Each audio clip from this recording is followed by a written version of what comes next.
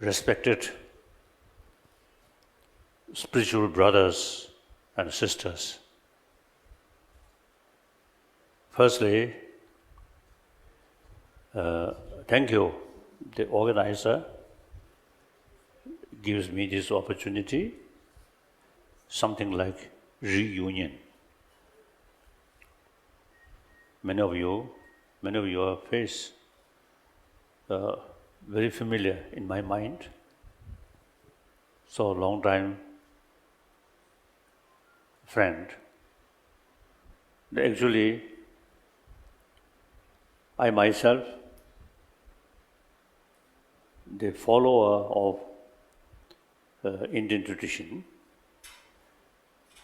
as a matter of fact, student of Nalanda tradition. So, historically, you Indian were our guru, our teacher. We are Chala, student. So now, as some of speaker mentioned, today's world, everybody want happy life, and the happy life very much depend on peaceful life. So now, on the planet, I think we notice in 20th century, same century, one century, early part of 20th century and the later part of 20th century, there were big sort of change or differences.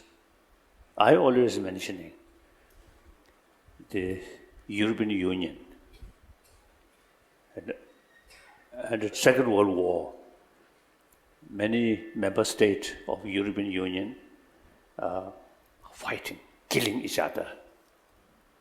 Then eventually, after Second World War, people, I think, too much suffering through war. So then they, I think, through difficult period, we human being, then,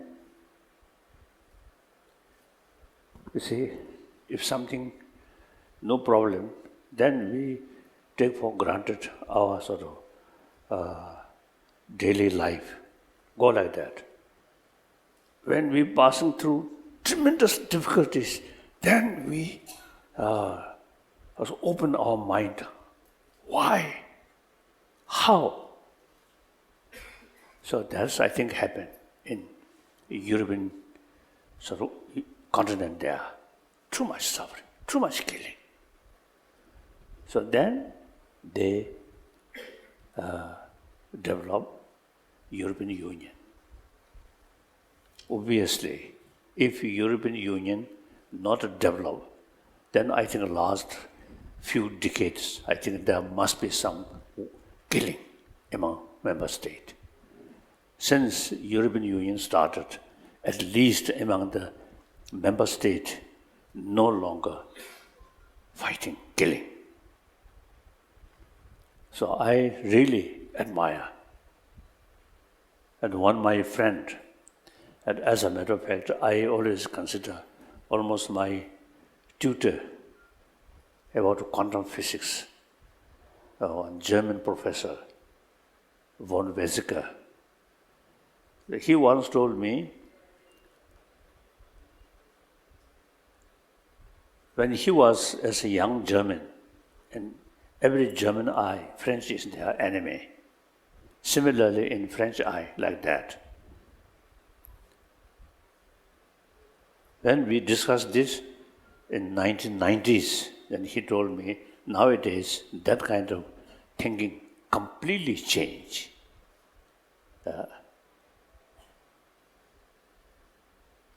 So therefore, same century, I think the desire for peace, harmony, is much developed.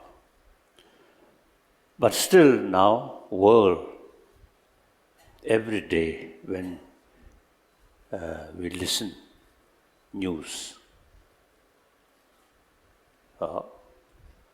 killing.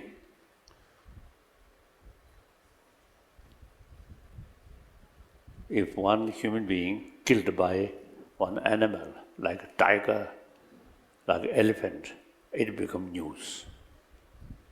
Now human being killed by another human being. Now this is not news or something almost normal. So that's today's world. Too much of city violence. And then, as I mentioned earlier, when we put question, why? Firstly, basically, now according to scientists, basic human nature is more compassionate. Constant anger, constant hatred, actually eating our immune system. So more compassionate mind, very helpful to sustain our positive body element. And then I think everybody have the experience. The day when you receive some compassionate attitude from your neighbor, including from your family member, that day you feel very happy. The day when you have some kind of heated discussion with angry face, I think whole day, including dream some uncomfortable dream. That's our human nature. Mentally happy, food, shelter, secondary. Poor people, even beggar, full of love, each other, happy. And millionaire or billionaire, a lot of money, and provide on top of money, even sort of a lot of power. In the family, lack of affection, that person will not be a happy person. Very clear. So therefore, loving kindness is very important. Our life start and survive with mother's affection, mother's care. I often telling people, the first teacher of compassion to me, my mother. My mother, very, very kind mother, and we never saw our mother's angry face like that. So therefore, 7 billion human beings' life started that way. See, we lived, we survived in the atmosphere of loving kindness. That's the way. So daily life surrounded with full of love, compassion, you feel happy. And then again scientists, medical scientists, they say, immune system. So therefore, now basic human nature is compassionate. And according to our daily life, warm-heartedness is the key factor to bring inner peace and create peaceful atmosphere. Since we are social animal, we need friend. Friendship develop entirely on the basis of trust. Without trust, you cannot develop friendship. In order to develop trust, you show them your serious concern about their well-being, then trust will come. Then we social animal, whether there is creator or not, we are social animal. 7 billion human beings. Each human being's life depends on the rest of the community. Now today's the reality is whole 7 billion human beings is part of the human community, because modern economy and also with technology, everything related. And then on top of that, global warming now telling us 7 billion human beings should work together like that. So therefore, now the sense of community on the basis of love is, I think, very important as a social animal. Now the reality, a lot of problems which we are facing is essentially our own creation. Now how basic human nature is more compassionate, yet a lot of problems we created. Why?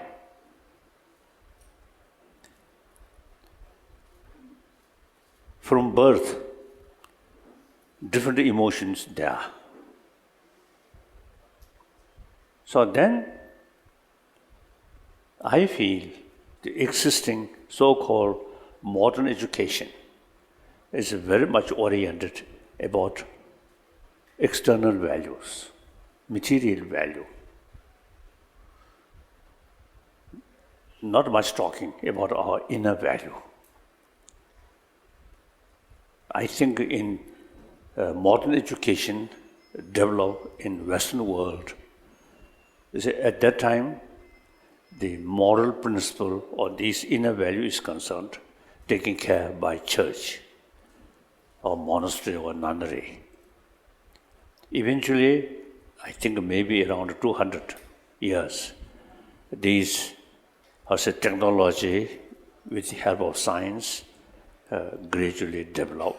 So, it's necessary to have separate education institution. Mainly, carry the responsibility about the material thing. So perhaps at that time, maybe more balance. Then gradually on the planet, interest about religion, some way, little bit neglect. So therefore, now existing education institution itself now should carry the responsibility for both the material development and as well as internal the development of positive emotion or health of inner world. So I am quite critical existing modern education system. Now modern education is the universal, now should include about teaching of moral principle, teaching about our inner world, mind, emotion, these things. So these days I'm just use the word, of course my English vocabulary very limited, but I usually used to say the hygiene of physical included in education. Now we should have hygiene of emotion should include. So that you see taking care about physical health, similarly taking care about mental health. The existing education oriented about material value. Whole generation come from that kind of education, then they create materialistic life, materialistic culture.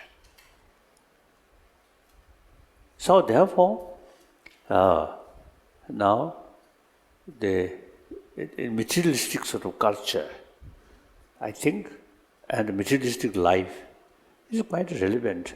Me. I should be first, as some kind of sense of competition. In some extent, they're relevant. So now that is the source of problem. Too much emphasis on me. So now, look, Indian tradition, since the world now lacking education about inner world. Of course, I respect all religions, whether theistic religion, non-theistic religion, or whether except Atma or Anatma. I respect all. Intellectual level, you see, we can argue whether there is creator or not, whether there is Atma or not. But that is something different. But I respect all major religious tradition. However, the Judeo-Christian tradition and Islam, you see, they have sort of also the basic thing is faith towards Creator. So there is no tradition of training of our mind, only prayer, faith. Now in this country, India, I think over 3,000-4,000 years, you see different spiritual tradition develop.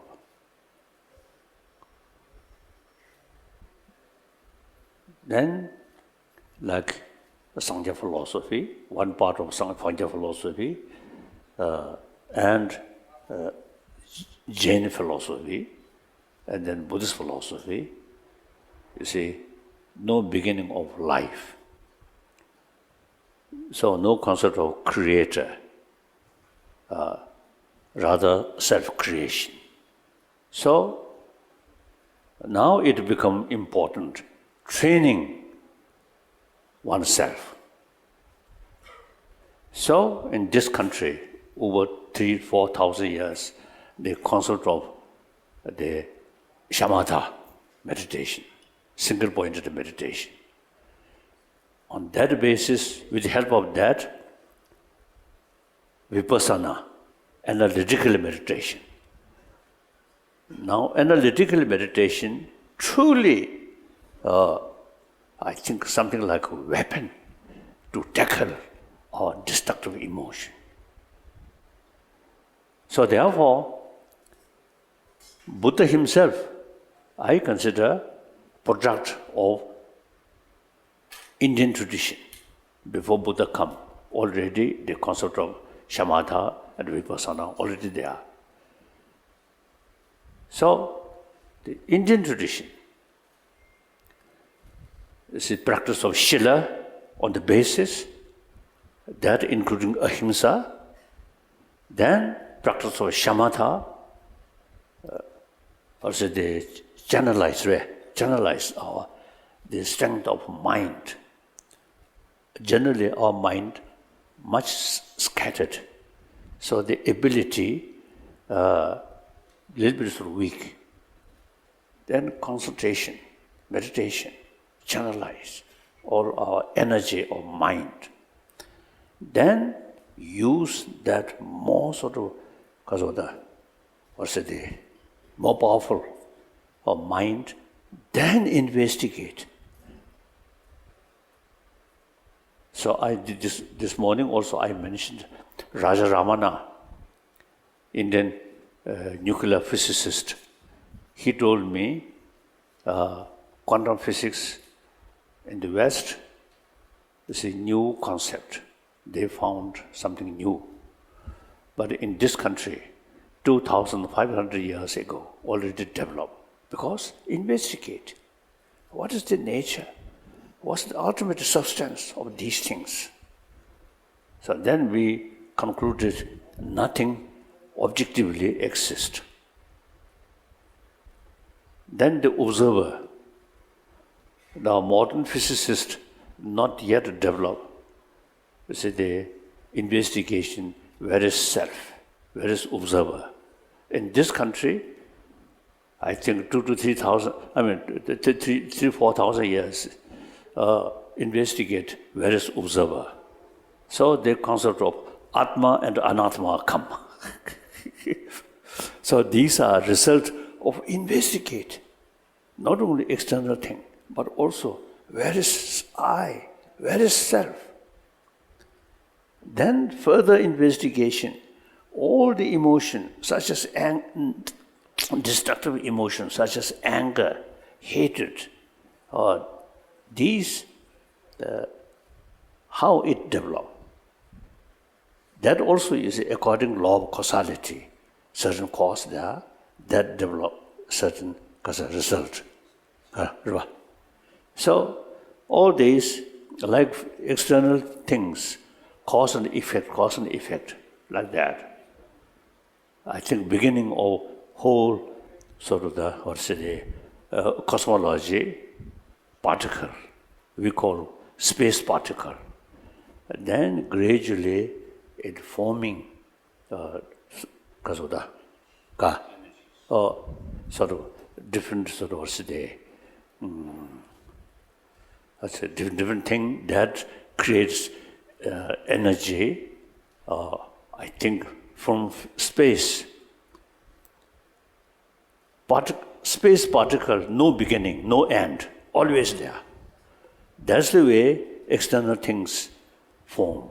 So similarly, our mind, chit, no beginning, no end. So that's a way to begin our mind, like that. So, in this country, I think few thousand years is already investigate these things. So now these things, now my personal experience, after I came to India as a refugee, then at that time, not much sort of thinking this line. Then in 1973, I visited Europe. External material development and technology, really wonderful. Then we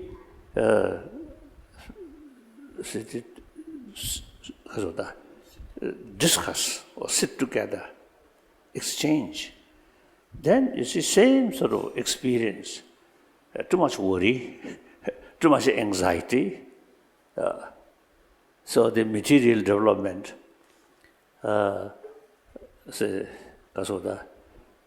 failed to bring real inner peace. Then I realized, ancient Indian tradition, which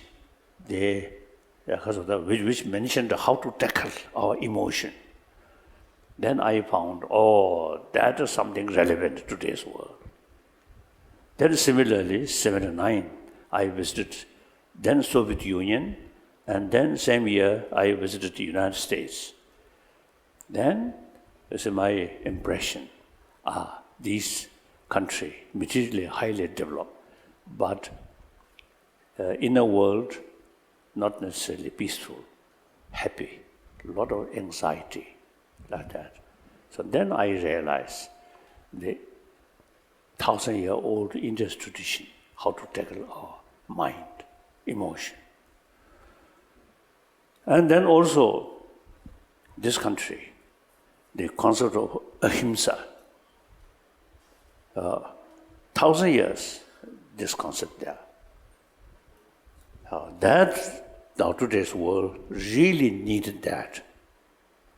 In order to carry ahimsa effectively, karuna must be there. Without karuna, you see, ahimsa just a lip service. So with karuna, respect others' right, sense of concern of their well-being, then automatically you will never harm them because you respect them. You deliberately take sense of care or sense of well-being of other there, then no possibility of harming them. So the key factor about ahimsa is karuna. So this country, that's a tradition of India. Then, according to that, ahimsa, tolerance come. Then, in this country, the religious tolerance is really remarkable. World need these things. The old religion teach us the message of love. Inspired different philosophy, but the same message of love. However, you see, just a different name, conflict in the name of religion. Terrible. So that's today's world. So India's tradition or India's message of tolerance, message of ahimsa, and India's practice of religious harmony, very relevant to today's world.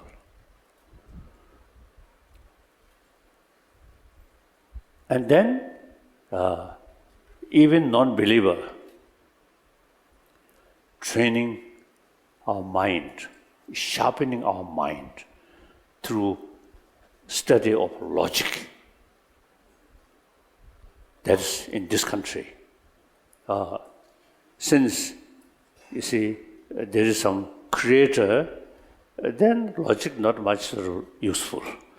But Jain philosophy, Buddhist philosophy, one part of Sangha philosophy, no creator. So ourself as creator, so self-creation. Then training of our mind. And in order to training our mind, faith alone not much effective. Reasoning is important.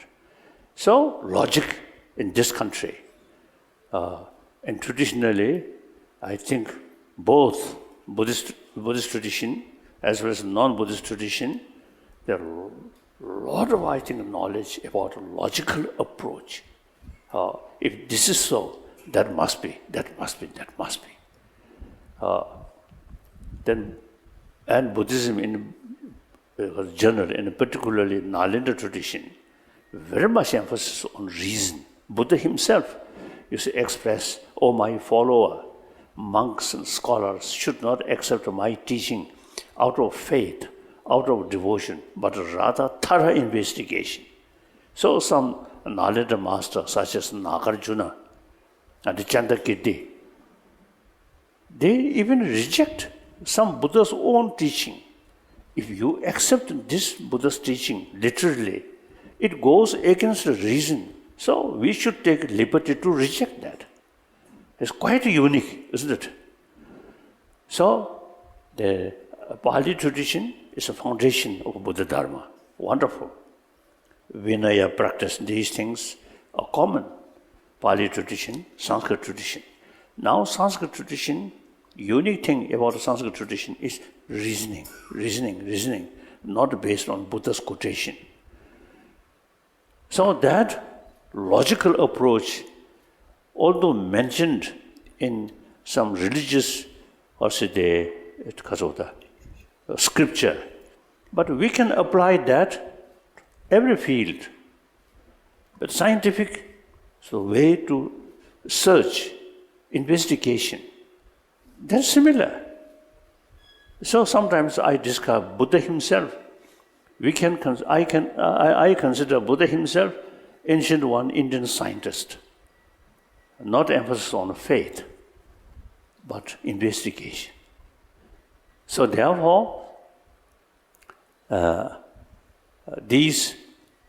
we should consider these are the subject of academic subject. So only this country's tradition have the potential to serve or to help. No other tradition. Other tradition, just a faith. Although I respect, all these traditions. But from the viewpoint of a Nalanda tradition, Nalanda thinking, then just the faith is narrowing our mind. The practice of vipassana open our mind. Everywhere, look, why? We never say yes, no, never. Investigate why. In every field, that's very important. All our action should be realistic action. In order to carry realistic action, you should know the fuller about the reality. In order to know the reality, investigation from various aspects. The senses of organs, just one dimension. Sixth mind, chit, have the ability to look various aspects, various the 3 dimension, 4 dimension, 6 dimension, and then utilize our intelligence, investigate that way openly, unbiasedly, objectively. Then we can see the reality. With fuller knowledge about the reality, then our action, accordingly, our action become realistic. Too much emotion, want something positive, something good, but the method unrealistic. Just as a push, because of imposing your own desire. Then often method become unrealistic, then failure. No matter how good motivation, good goal, but method wrong. Iraq crisis. So, the India's tradition, I think, really, not only ancient tradition, but very relevant to today's world. India's tradition has to give us the possibility of utilize human intelligence fully. Therefore, now that also way of approach, that also secular basis, not based on religious faith. Whether you say believer or non-believer, you see, these are common. So now today's world, out of 7 billion, over around 1 billion non-believer. And then among the 6 billion believer, also you see different faith and difficult. So therefore, the India's tradition, secular way, respect all religion and also respect non-believer. That's very wise, very realistic. So now my main point is, since these are, it's a fact, 82-year-old person, now nearly 83-year-old person, a lot of sort of experience. You see, meeting with different people, including scientists, I realize ancient Indian knowledge is very relevant to today's world. Therefore, now in order to share, in order to make some contribution for better world, firstly, these knowledge must revival within the country. While I admire and also carry as a messenger of ancient Indian thought, the Indian, you yourself, too much busy copying Western civilization, Western materialistic life. And particularly those young Indians. So now please, older people, now now question of question of few years time. So now these young people, now you should think more seriously and how to revival of these ancient Indian knowledge. In that respect, we as a chela, as a sort of reliable, trusted chela, who kept all this knowledge, now it is our sort of, responsible to help, to serve as much as we can regarding revival of ancient Indian knowledge. This is not a revival of Buddhism, just simply logic and the science of mind, emotion, and then logical approach. In that respect, recently I met the principal of Dharamsala College. I discussed, and we already sort of thinking some program. At least you see, because the certain program for teaching these, something like teachers training, like ancient Indian logic and psychology and science of mind and different philosophy, these things. So we already, now in that respect, we have, I think, around 10,000 monk students and I think a few thousand nuns who spent more than 20 years study these ancient Indian sort of knowledge. These are sort of source to serve you, to help you. So that's my fourth commitment, revival of ancient Indian knowledge in modern India. Then you can serve the outside,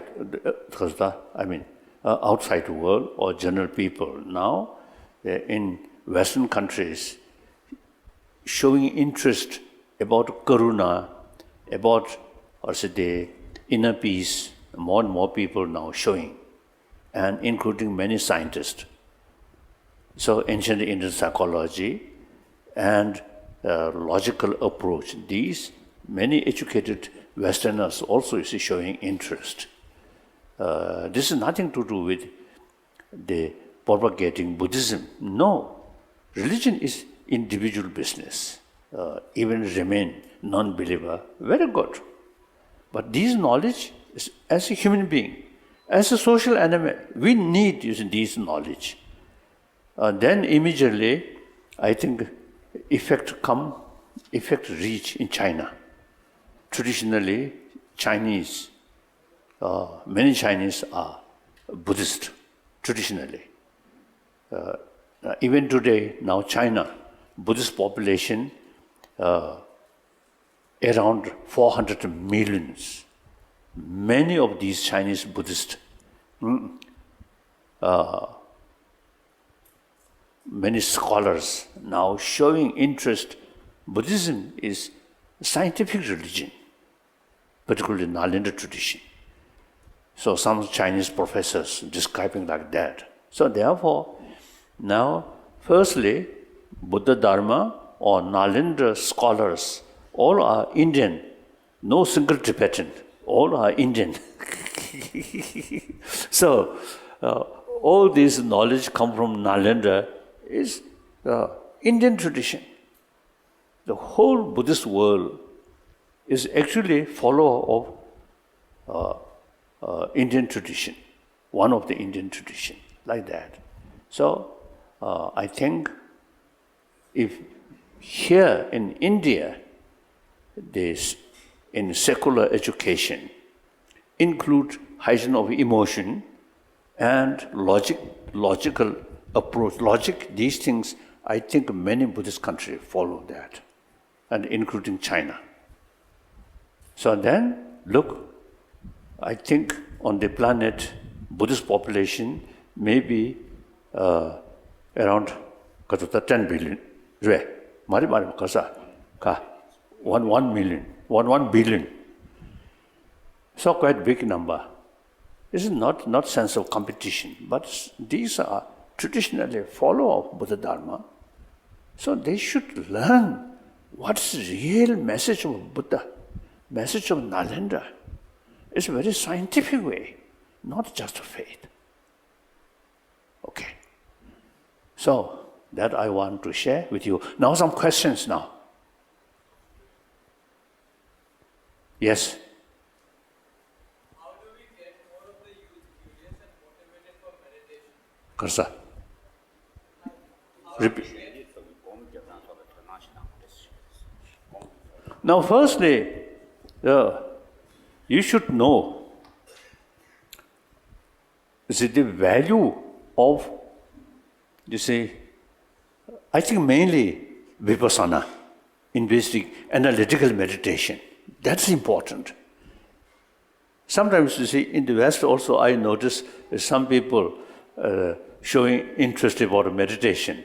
The real the reality about that meditation is closed eye and thoughtlessness. Yes.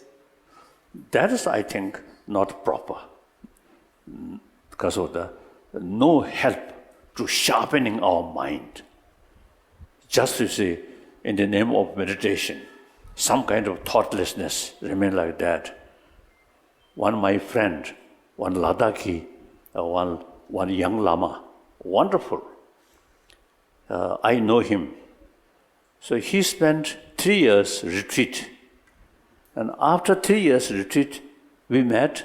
He told me, 3 years retreat, every day some meditation. And the intelligence become less.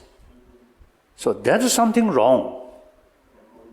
The meditation, what is the purpose of meditation is sharpening our mind, not making darkness of our mind. Okay. So that's the main purpose. Then as I mentioned earlier, meditation, strengthening ability of our mind to investigate. Okay. Should not consider as a part of puja and ritual. Of course, my daily practice, some ritual there, but my main interest and main practice is analyze. That really, they transform my mind. The emotion, all negative emotion, destructive emotion, no sound basis, just emotion, and very much based on appearances. So analyze what's the reality. There's big differences, appearances and reality. All destructive emotion very much based on appearances. Now that some scientists also say that, like that. The destructive emotion, most of destructive emotion, very much based on mental exaggeration, like that. So, the analytical meditation, very, very helpful. And then analytical meditation brings your conviction. Altruism is always, very helpful. Self-centered attitude, selfish, is always harmful. If we go these, Buddha said that, and then superficial. Go deeper, reasoning, and look whole world. Then you get the conviction. Altruism is the key factor for happy individual, happy family, happy community. Through that way, that's the only way to bring happy world, happy humanity. Through analytical meditation. Yes. Next question.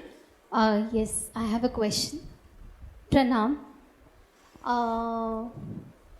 Actually, I just want to share one thing that I started meditation 10 years back and started realizing the importance of meditation in my life. how it is important to balance our lives through meditation. 그래서 So,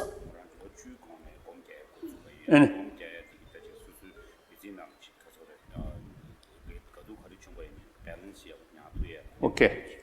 so my question is here that when we are young, when we are small, it is so easy to inculcate these things in young minds. So why it is not taught when we are young? Because when we grow up, it's difficult. It takes that's time right. to learn. That's right. When we are young, it's so easy to realize something which is the most important thing in our life, which is usually neglected most of the part of our life.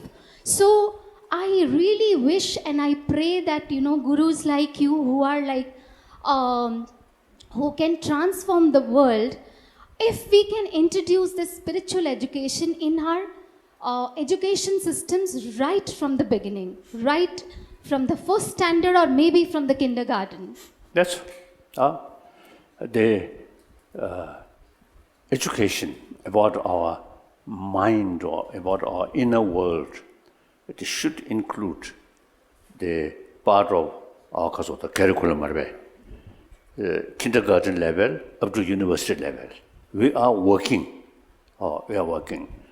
with some help. One American Emory University, they fully cooperate with us, some section of that university, now last, I think, 12 years. So we are now working how to educate through so-called modern education, you see, including these, the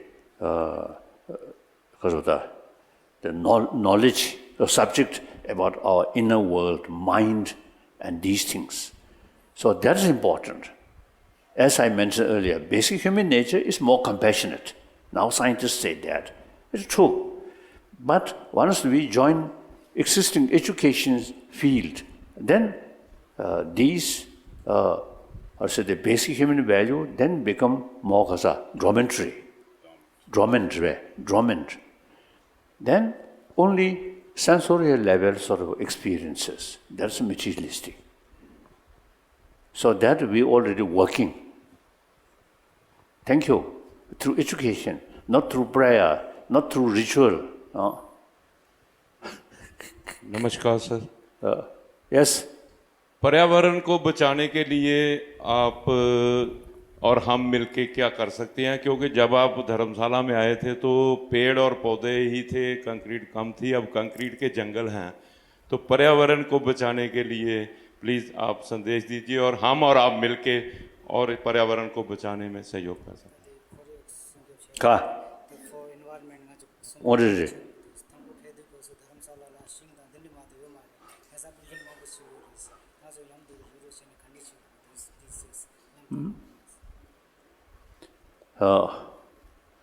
Yes, environment is very important.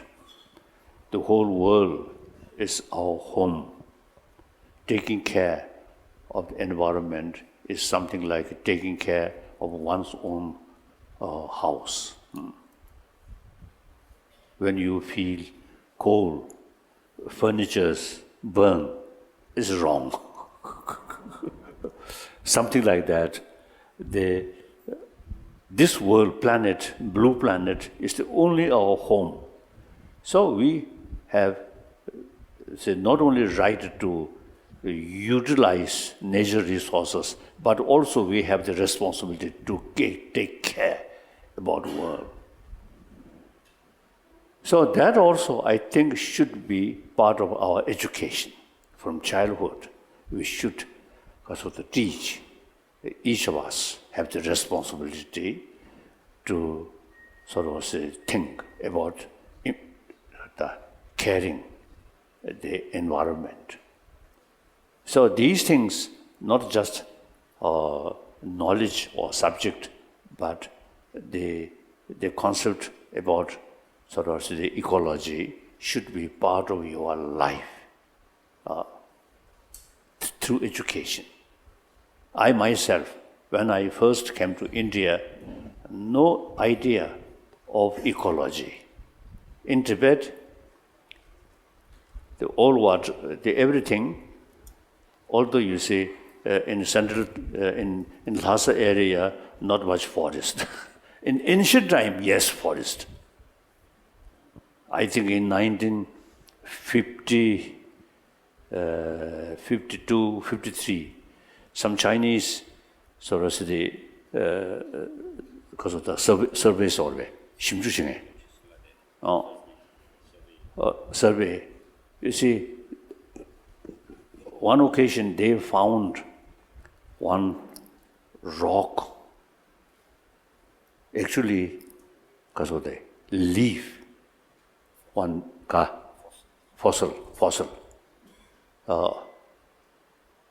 They then concluded, and several millions years ago, the Lhasa Valley are sea. And in the hilly area, lot of tree. That's now scientifically. So according to Tibetan literature also, you see, mentioned that in ancient time, the Lhasa Valley are sea, because of the lake, like that. So in any way, when we were there, every water we can drink. Only I reach India, then also Europe, then I realize, some water you cannot drink because too much pollution. Then I asked some sort of scientist, ecologist. Then they explained me. Then I realized now we have the responsibility to look after our own planet, our own home. So this should be part of our life. Each day, you see, taking care about environment and water like that. That also through education. Okay. Then next question. Namaskar, Lamaji. I take seminars and workshops with a lot of youth, and I find that our youth in India lack clarity about their own true potential and a purpose in life. And I believe that if we don't have that purpose, if our youth doesn't have that purpose, we are going to create a nation which will be purposeless and disorganized. So how can we, what methods we can use so that our youth can realize their true potential, bring that clarity, and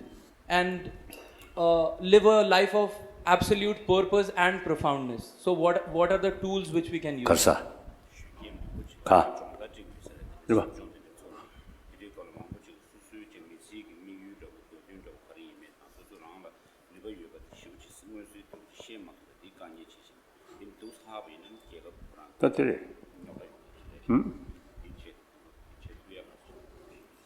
The first day, I think existing the education system here, British introduced.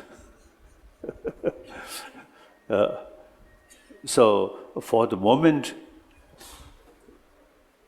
see, the millions of young Indians have to go that way.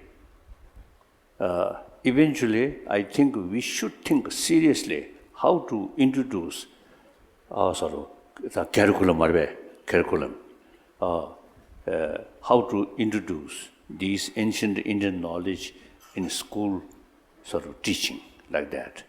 This is a long run. Now, like you, already now completed the modern education, still, you see, you are Indian, and as I mentioned earlier, the existing modern education is inadequate, not adequate. No guarantee to bring full human being. So now this, we already, as I mentioned earlier, including the college here, the government college, we already now discuss now how to start at the beginning some kind of teachers training. Then In Delhi also, it's some university now showing interest. So we are going to sort of discuss. Firstly, is to make some kind of draft curriculum and discuss. The beginning of this year, I participated one chancellor's meeting in Sarnath. About 150 vice chancellor of national level. So there also I mentioned. Then you see people, vice chancellor, really showing interest. They're also doing something. So now, next I think 1 or 2 years, I think now concrete plan. And then, like you, some sort of some workshops. I think there will be some sort of workshop, 50, 60 young sort of student or sort of younger generation who have interest in these lines now should discuss. Everybody now knows this is something lacking. Now how to change, right? Make up for. How To make up for that would be lack. So very good to see Indian youth now really thinking more open mind. That's very good. That's very good. Next question? Yes, last question, sir. With the message from your end of karuna, compassion, love, to have feelings of inner side which get manifested, do you expect that with this message of love, karuna, compassion, the people, the government in China will have a change in their mind to see the Tibetan movement led by you since 1959 will reach its logical conclusion and Tibet will be free someday? The political change, that's difficult to say. But in now China, historically, as I mentioned earlier, a follower of Nalanda tradition. Now many Chinese university scholars now describing Tibetan Buddhism is a very authentic Nalanda tradition. And some Chinese scholars, some university, they interest about Tibetan Buddhism so much, so they also want to study Tibetan language. So as I mentioned earlier, in China, now Buddhist population around 400 million. Now many of these Chinese Buddhists, now they are following Tibetan Buddhist tradition. So this is a long run, of course. Those Chinese who really appreciate Tibetan Buddhist knowledge or tradition, then automatically very sympathetic towards Tibetan problem. So we'll see. The China, not democratic country, but a totalitarian system. So we'll see. Because how much change? Difficult to predict. Okay.